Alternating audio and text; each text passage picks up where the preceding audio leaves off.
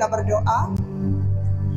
Segala pujian, hormat, kemuliaan hanya bagi Engkau ya Allah kami yang maha agung. Terima kasih Tuhan, tiba waktunya bagi kami untuk mau mendengarkan firman-Mu. Engkau urapi setiap kami yang hadir di tempat ini maupun secara live streaming.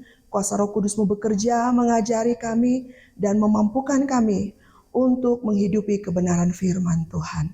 Berkati hamba-Mu yang terbatas ini Tuhan. Dan biarlah nama Tuhan dipermuliakan. Dalam nama Yesus kami berdoa dan mengucap syukur. Amin. Silakan duduk kembali. Shalom bagi kita semuanya. Bersyukur kepada Tuhan untuk segala kasih dan kebaikan Tuhan di dalam kehidupan kita. Kita saat ini sedang mempersiapkan untuk 10 hari ke depan Pentakosta, ya, yaitu pencurahan Roh Kudus. Di mana kalau di dalam sejarah Alkitab, ya, bagaimana di masa-masa ini 40 hari nyata kuasa Tuhan dalam kehidupan umatnya, di dalam kehidupan para rasul pada saat itu. Bagaimana Yesus yang sudah bangkit dari kubur itu, dia terus-menerus menampakkan dirinya kepada para murid. Ya, dan dia seakan-akan ya, dan memang ingin mengingatkan para murid bagaimana setiap orang yang melihat Yesus mendapatkan kekuatan yang baru, mendapatkan semangat, roh yang ketakutan diubah menjadi roh yang berani karena mereka melihat Yesus. Nah, Bapak Ibu dan saudara terkasih dalam nama Tuhan Yesus, mari kita membaca kebenaran firman Tuhan dalam Kisah Rasul 1 ayat 6 sampai dengan ayat yang ke-11. Kita membacanya secara berganti-gantian. Kisah Rasul 1 ayat 6 sampai dengan 11. Yesus terangkat ke sorga. Maka bertanyalah mereka yang berkumpul di situ, Tuhan, maukah Engkau pada masa ini memulihkan kerajaan bagi Israel?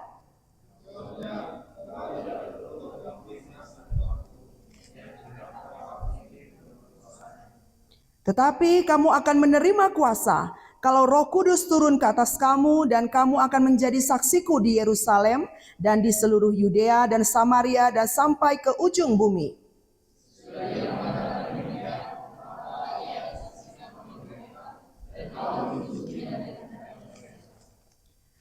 Dan berkata kepada mereka, ketika mereka sedang menatap ke langit waktu ia naik itu, tiba-tiba berdirilah 2 orang yang berpakaian putih dekat mereka.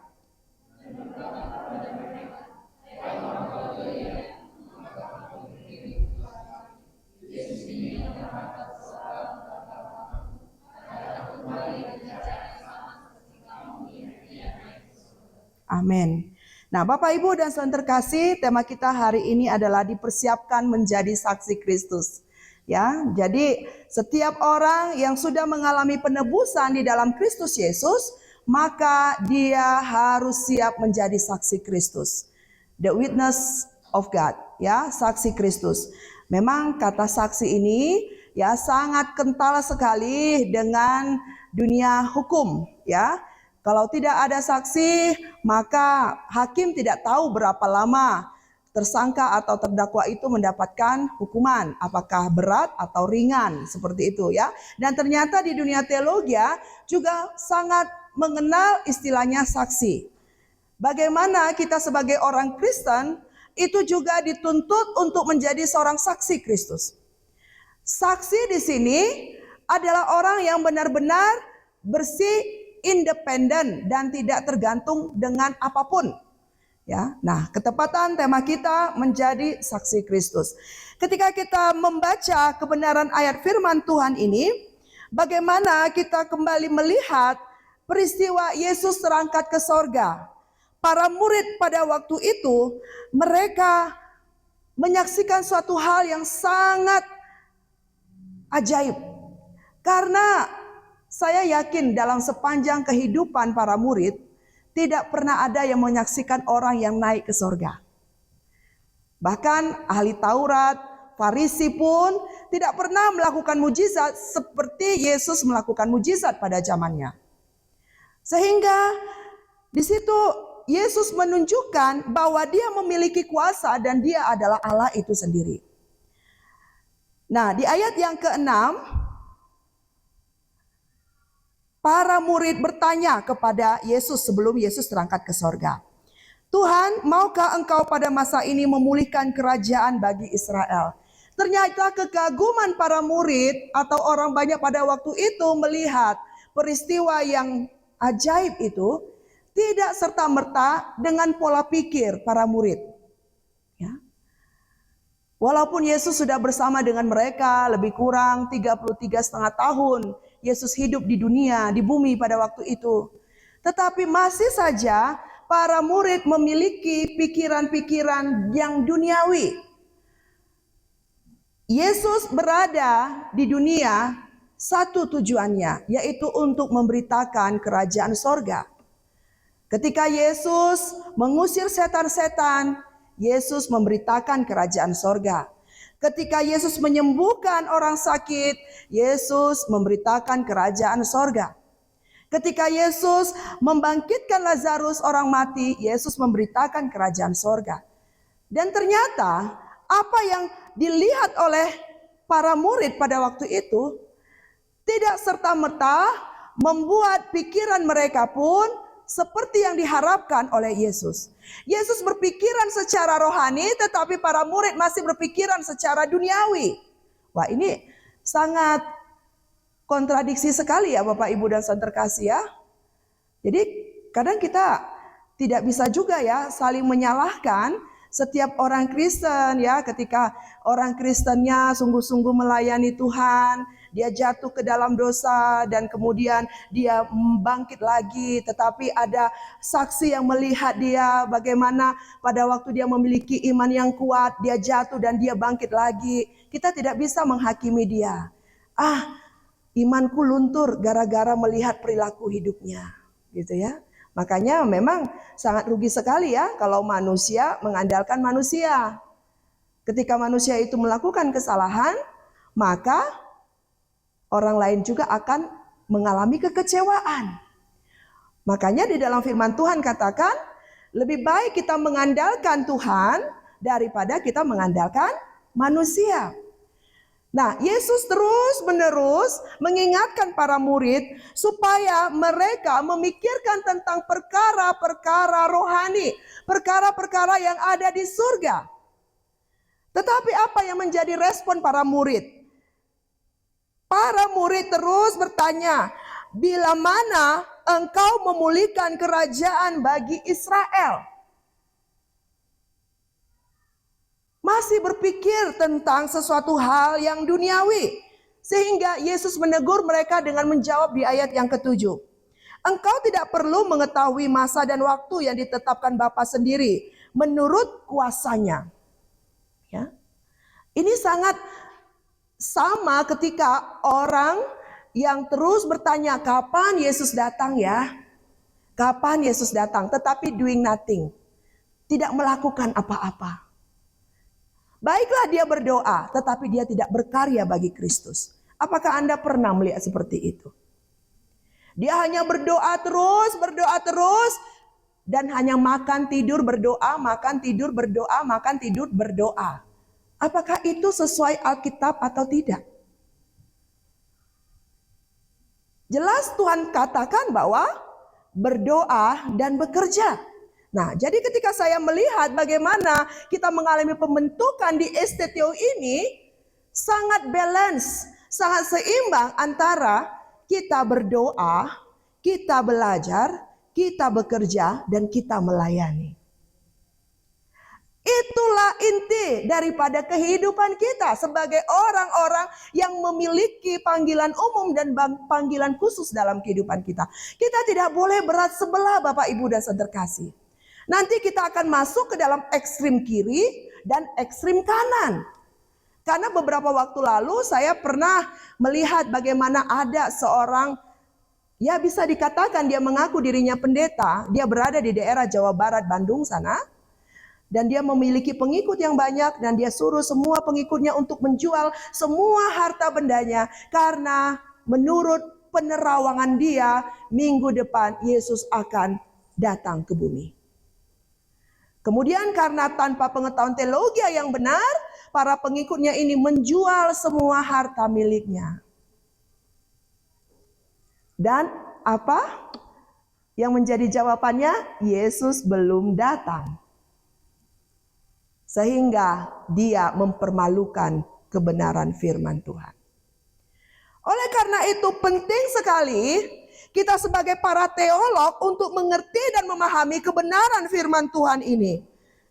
Yesus sangat menegur para murid untuk mengatakan, engkau tidak perlu mengetahui masa dan waktu yang ditetapkan Bapa sendiri menurut kuasanya. Karena hanya Allah sendiri, Bapa sendiri yang tahu kapan Yesus akan datang kedua kali ke bumi ini. Dan kita sebagai para pengikut Kristus, kita memiliki kesadaran yang tinggi bahwa kita adalah pribadi-pribadi yang sedang menanti kedatangan Kristus yang kedua kali. Amin. Sehingga kita tidak terlena, kita tidak terombang-ambingkan oleh pengajaran-pengajaran yang sesat, yang seakan-akan benar tetapi itu salah. Makanya di ayat yang ke-7 ini, Yesus sangat tegas mengatakan hal tersebut kepada para murid. Tetapi apa yang menjadi jawaban yang tegas, benar yang Yesus katakan di ayat 8. Tetapi kamu akan menerima kuasa kalau Roh Kudus turun ke atasmu. Dan kamu akan menjadi saksiku di Yerusalem dan di seluruh Yudea dan Samaria dan sampai ke ujung bumi. Di sini dikatakan bahasa Yunani kuasa itu dunamos. Yaitu kekuatan yang bukan berasal dari diri kita, tetapi kekuatan yang berasal dari supranatural. Orang yang percaya ketika memiliki kuasa, kuasanya itu adalah berasal dari surga. Amin. Kita melihat bagaimana iblis pun suka mencontoh Allah. Dia memberikan kuasa kepada para pengikutnya, tetapi kuasa yang diterima oleh para pengikutnya adalah untuk menghancurkan, membunuh, membohongi, untuk melaratkan dan lain sebagainya. Tetapi kuasa daripada Allah itu adalah memberikan suatu damai sejahtera dan pengharapan yang kekal. Nah, Bapak, Ibu, dan saudara terkasih dalam nama Tuhan Yesus, hal ini harus orang Kristen mengerti. Bagaimana peristiwa Yesus mati, Yesus bangkit dari kubur, dan Yesus naik ke surga. Dan 50 hari setelah itu, atau 10 hari setelah Yesus bangkit dari kubur dan Yesus akan terangkat ke sorga, itu adalah suatu peristiwa yang tidak bisa kita potong-potong. Itu suatu peristiwa yang satu, yang kokoh di dalamnya mengandung kebenaran. Kita perhatikan bahwa kenaikan Yesus ke surga itu menandakan bahwa Yesus berkuasa. Yesus ingin mengatakan kepada para pengikutnya bahwa memang dia berasal dari sorga, oleh karena itu ia pun harus kembali ke sorga. Banyak ayat-ayat yang menguatkan hal ini, seperti Yohanes 8 ayat 23, Yohanes 13 ayat 13, bagaimana menjelaskan bahwa Yesus berasal dari surga, oleh karena itu ia harus kembali juga ke sorga. Bila mana kita mengaku bahwa kita adalah pengikut Kristus atau orang Kristen, maka suatu keyakinan iman di dalam diri kita bahwa kita pun berasal dari sorga dan kita juga akan kembali ke sorga. Inilah yang disampaikan oleh firman Tuhan bahwa di dalam kekristenan tidak ada kata mudah-mudahan. Di dalam kekristenan tidak ada kata lihatlah nanti. Di dalam kekristenan tidak ada kebimbangan. Tetapi di dalam kekristenan ada suatu kepastian dan jaminan. Kemudian hal yang penting yang kita perhatikan, bagaimana ketika Yesus naik ke sorga, ia telah menyelesaikan pekerjaannya dengan begitu sempurna. Sama halnya dengan kita, Bapak Ibu. Ketika kita ada di dunia ini, temukan apa tujuan Allah di dalam kehidupanmu. Makanya Tuhan hadirkan sekolah tinggi teologi di seluruh Indonesia dan di seluruh dunia. Menjadi suatu representatif Allah. Bahwa ketika manusia-manusia ini masuk menjadi hamba Tuhan, mereka masuk dididik di sekolah tinggi teologi, maka STT harus membantu mereka untuk mereka bisa mendapatkan what is the goal God for me. Apa yang menjadi tujuan Allah bagiku. Kalau orang tidak memiliki tujuan dalam kehidupannya Bapak Ibu, maka dia akan sembarangan hidup. Dia tidak memiliki prinsip yang kuat. Karena dia tidak mempunyai jaminan keselamatan. Nah, makanya di sini kita perhatikan bahwa Yesus sudah menyelesaikan pekerjaannya dengan sempurna. Apakah kita sebagai orang Kristen sudah menemukan apa itu tujuan kita ada di dunia ini? Apa tugas-tugas yang Allah berikan bagi kita?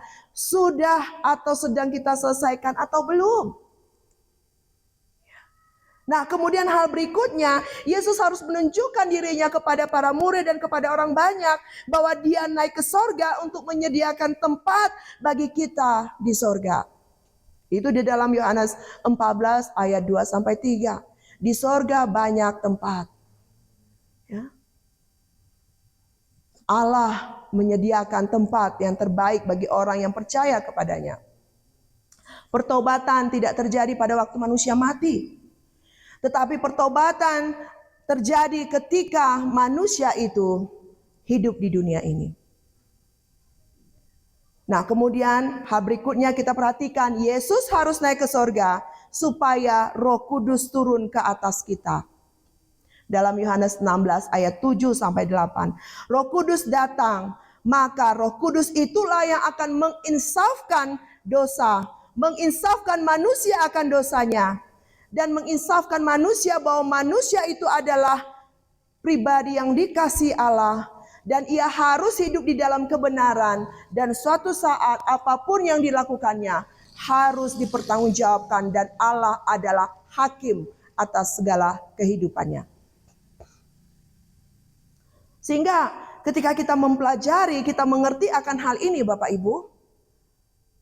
Bagaimana bumi dipenuhi oleh orang-orang benar. Maka damai sejahteralah daerah tersebut. Maka amanlah daerah itu. Cuman kenyataannya adalah lebih banyak orang tidak benar di bumi ini daripada orang-orang benar. Bahkan orang benar yang mengaku di gereja menjadi orang tidak benar karena tidak mengerti kebenaran firman Tuhan. Ini menjadi suatu teguran bagi kita Bapak Ibu dan saudara terkasih. Supaya kita yang mengaku sebagai Kristen itu benar-benar mengalami Kristus dalam kehidupan kita. Nah, disitulah Yesus memberikan kuasa kalau Roh Kudus turun atas kamu. Memang ada gereja-gereja yang mengadakan ibadah 10 malam. Ada juga gereja-gereja yang tidak mengadakan ibadah seperti itu. Ya. Tapi itu liturgi gereja lah. Ya, di mana Bapak Ibu semua berasal. Ya kita harus toleransi dan kita harus menghargai itu. Tetapi intinya bagaimana Yesus tahu bahwa menjadi seorang yatim piatu itu sangat menyedihkan bagi seorang manusia.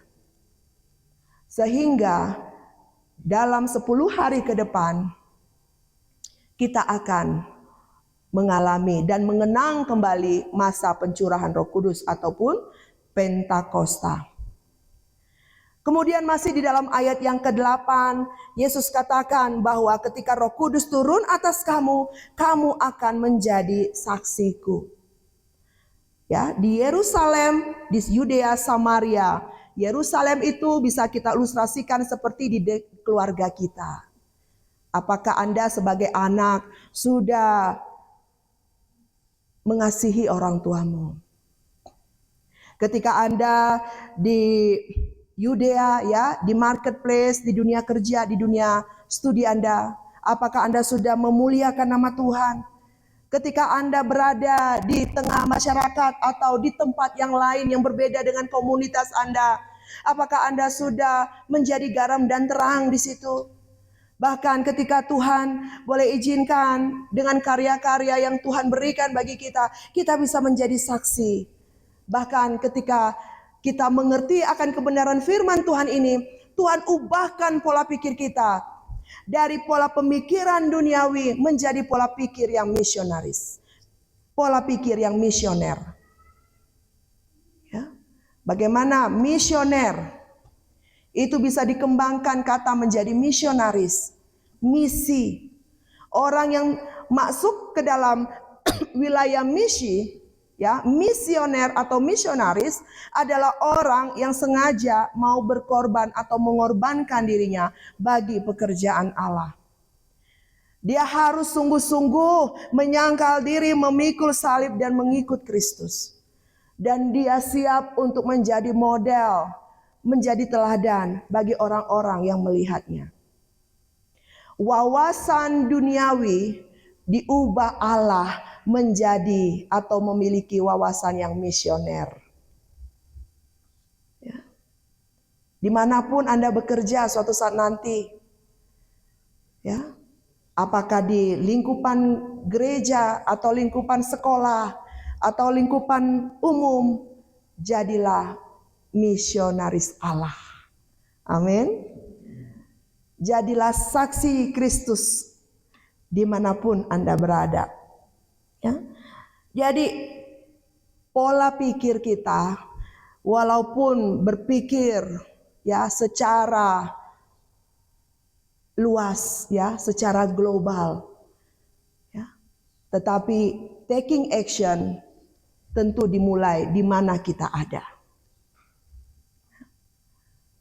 Kita diajar oleh Kristus untuk boleh melakukan apa yang kita katakan, ya, mengerjakan apa yang kita tekuni, yang kita terima.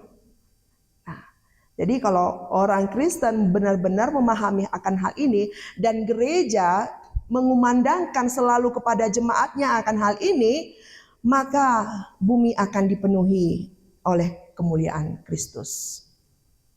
Nah, Bapak, Ibu, dan saudara terkasih dalam nama Tuhan Yesus, kita perhatikan kembali bagaimana di dalam ayat yang ke-9 katakan bahwa setelah Yesus mengatakan demikian, terangkatlah ia ke sorga. Ya, terangkatlah ia ke sorga. Disaksikan oleh para murid. Dan awan menutupnya dari pandangan mereka. Dan ayat ke-10 dikatakan, ketika mereka para murid menatap ke langit waktu ia naik itu, tiba-tiba berdirilah dua orang yang berpakaian putih dekat mereka. Dan berkata kepada mereka, ya, hai orang Galilea, ya, Galilea ini suatu daerah yang kecil, di mana disitulah, ya, para murid menyaksikan bagaimana kuasa Allah dinyatakan. Orang yang berpakaian putih di sini, ya, disampaikan tentang malaikat yang mengingatkan para murid untuk tidak diam, untuk tidak tetap di tempat, tetapi sadar dan pergi. Ya. Jadi saya sangat menikmati sekali Bapak Ibu kalau ibadah gitu ya.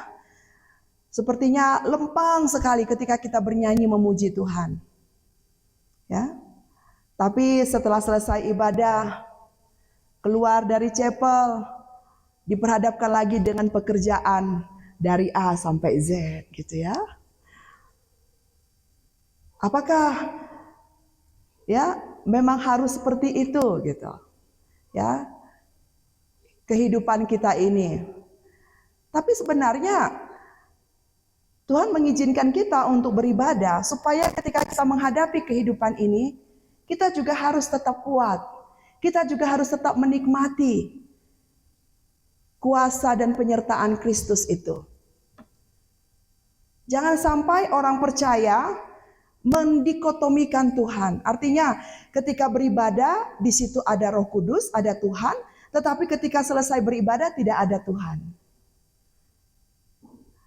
Ketika diberkati berarti Tuhan menyatakan dirinya, tetapi ketika kita mengalami pergumulan, Tuhan tidak ada di situ. Nah, kita jangan sampai salah memahami akan hal itu. Ya. Dimanapun kita berada, apapun yang menjadi permasalahan kita, Allah itu tetap hadir.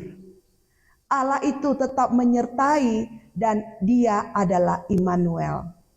Allah yang menyertai kita.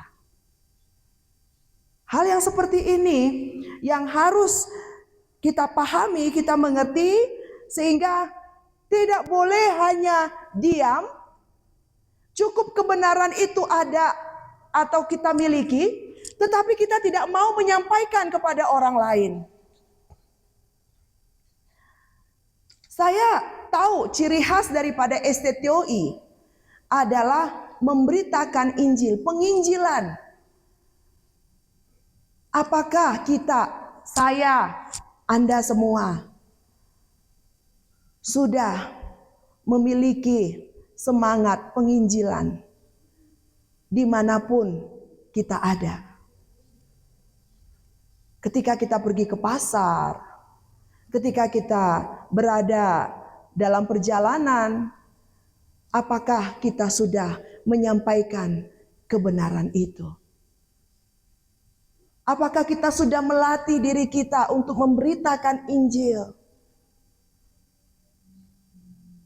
Mungkin ada pengalaman dari kita Bapak Ibu, ketika mau memberitakan Injil ada suatu ketakutan, ada suatu perasaan tidak mau tertolak,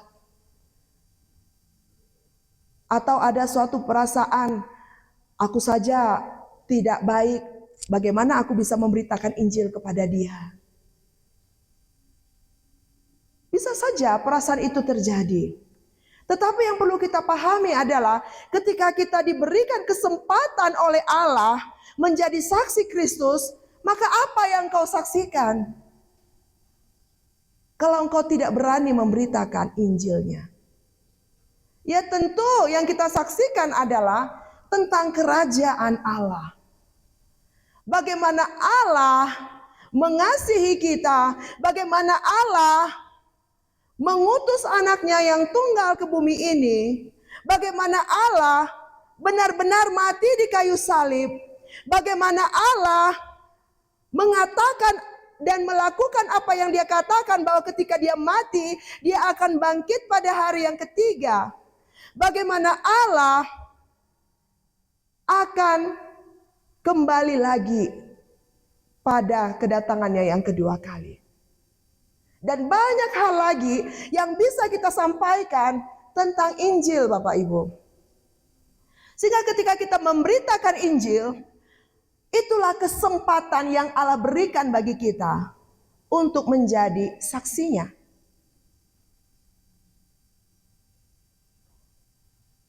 Bapak Ibu dan saudara terkasih dalam nama Tuhan Yesus.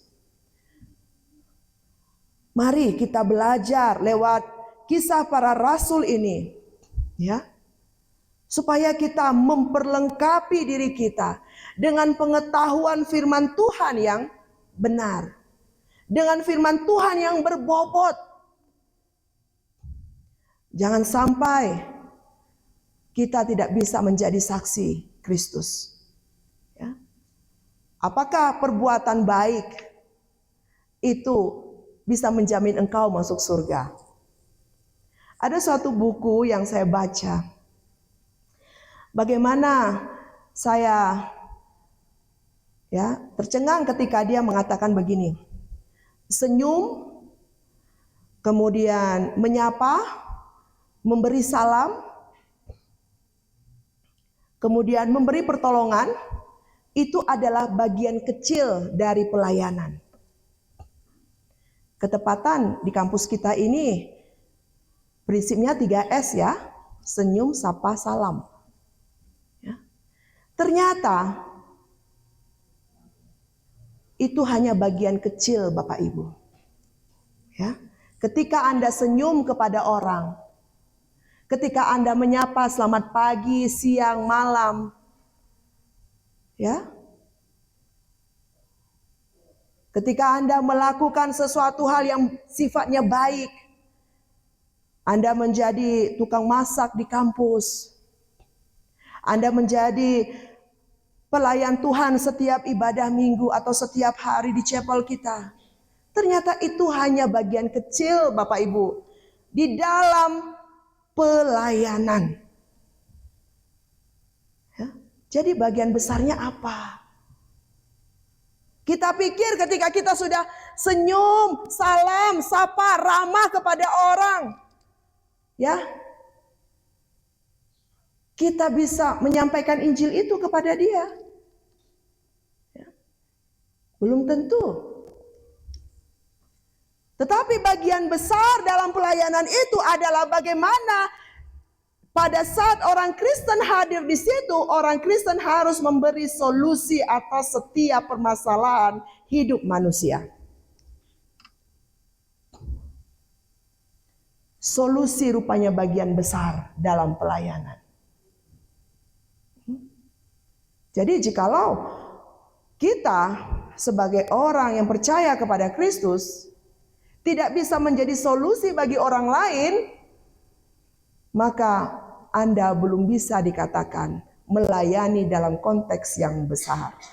Sekarang masalahnya, apakah kita mau pelayanan hanya bagian kecil saja, atau turut mendukung kerajaan Allah dengan melakukan pelayanan yang besar? Nah, ini mematahkan pandangan ya para orang tua zaman dulu yang sering mengingatkan anak-anaknya, cukuplah calistung, baca, tulis, hitung. Udah lulus SD, kalau bisa baca, tulis, hitung udah cukup, nggak usah tingkatin SMP. Cukuplah sampai SMP aja, kamu yang penting udah bisa ngitung uang dan membedakan uang, udah nggak usah lagi SMA. Atau cukuplah sampai SMA, itu anak kepala desa itu kayaknya suka sama kamu, ya udah menikah aja. Masih banyak pikiran primitif seperti itu di Indonesia ini Bapak Ibu. Ya.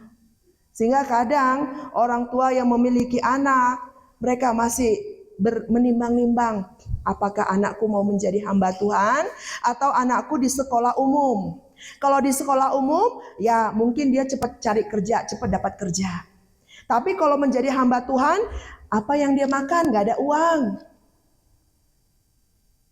Ini menjadi suatu masalah bagi kita Bapak Ibu. Bagaimana di tahun ini gereja STT berjuang menjangkau jiwa-jiwa lewat memberitakan Injil. Supaya kehadiran kita tidak hanya melakukan hal yang kecil itu. Senyum, sapa, salam. Tetapi juga melakukan hal yang besar, yaitu memberikan solusi atas permasalahan dunia ini. Apa masalah dunia ini? Dari kacamata kekudusan, masalah dunia ini adalah dosa. Saya menyampaikan firman Tuhan di sini. Saya pun orang yang berdosa Bapak Ibu. Tetapi saya meyakini bahwa penebusan Allah sudah ada di dalam kehidupan saya. Sehingga yang lama sudah berlalu, sesungguhnya yang baru sudah datang. Harus diyakini akan hal itu Bapak Ibu.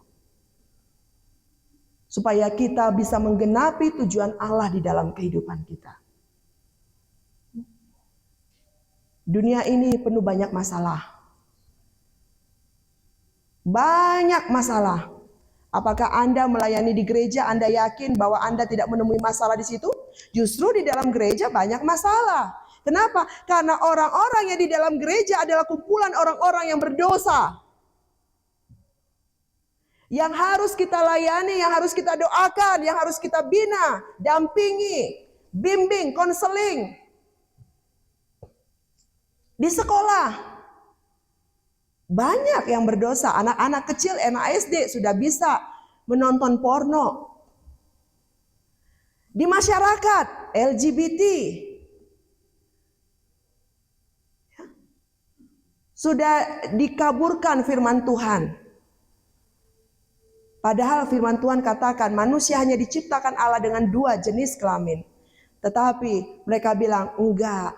Mereka punya Alkitab LGBT. Enggak. Allah itu maha kasih. Allah itu baik. Allah itu maha pengampun. Allah itu Allah yang tidak pernah menghukum. Ya. Banyak hal terjadi di dunia ini. Begitu banyak masalah dan kita tidak boleh lari dari kenyataan. Sehingga banyak solusi-solusi ya Bapak Ibu ya yang kita lihat ketika kita pegang HP ya, pinjol gitu ya kan. Kemudian ada kalau Anda punya masalah hubungin kami. Anda tidak punya rumah, Anda mau punya rumah silakan kredit begitu ya. Jadi lebih besar pasak daripada tiang. Guru-guru pak yang seharusnya harus belajar, harus creative thinking, harus kreativitas mengajar muridnya, tapi banyak guru pak yang sambil jualan, berbisnis. Para pendeta juga jualan dengan alasan, ya dengan cara itulah saya juga bisa memberitakan Injil sama orang lain ketika mereka beli rokok, beli gas, dan lain sebagainya. Udah kabur.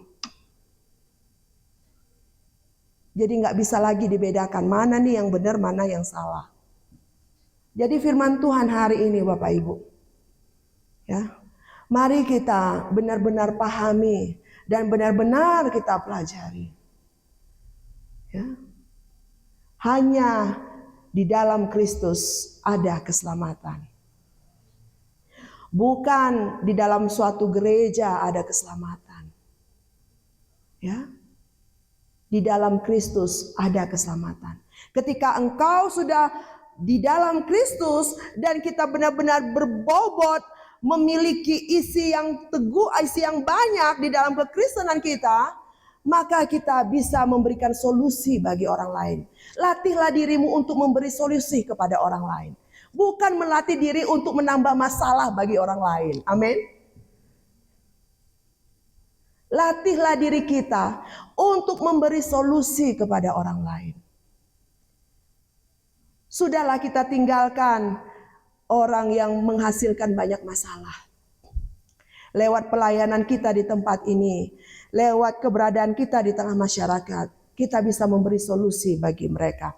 Sehingga ketika dengan tema ini, ya, menjadi saksi Kristus, Allah memberikan kesempatan bagi kita untuk menjadi saksinya. Gunakan kesempatan yang sudah kita terima itu untuk kita tetap hidup di dalam kebenarannya. Kita menghargai dan menghormati perbuatan Allah yang luar biasa itu dengan peristiwa kenaikan Yesus ke sorga. Kita mau menghormati dan kita mau mengakui akan kuasa Allah itu di dalam kehidupan kita lewat karya kita bagi kemuliaan namanya. Biarlah firman Tuhan memberkati kita. Amin. Mari kita berdoa. Allah Bapa kami yang bertata di dalam kerajaan sorga. Terima kasih Tuhan, firman-Mu mengingatkan kami untuk kami bisa mempergunakan kesempatan bersaksi yang Tuhan berikan bagi kami. Kami percaya bahwa masalah yang ada di dunia ini justru memberikan kami kesempatan untuk memberi solusi bagi sesama kami dan menyatakan bahwa kerajaan Allah harus pun mereka terima. Kami bersyukur kepadamu Bapa untuk kebenaran firman-Mu pada saat ini. Dan biarlah Roh Kudus mengajari kami untuk tetap konsisten, untuk tetap menghidupi kebenaran firman Tuhan. Di dalam nama Yesus kami berdoa dan mengucap syukur. Amin.